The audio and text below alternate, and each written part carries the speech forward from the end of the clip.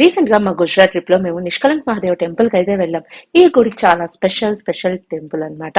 So ఎందుకు అంత special అంటున్నాను అంటే, సముద్రం లోపల ఈ గుడి ఉంటుంది. సముద్రం లోపల గుడి చాలా చోట్ల ఉంటుంది కదా, ఆ పడవలు వేసుకుని వెళ్ళడమే కదా అని చాలా మంది అనుకోవచ్చు. కాదండి, ఈ గుడిలో సముద్రమే వెనక్కి వెళ్తుంది. మనం అలా నడుచుకుంటూ సముద్రంలోకి వెళ్ళిపోవచ్చు అన్నమాట.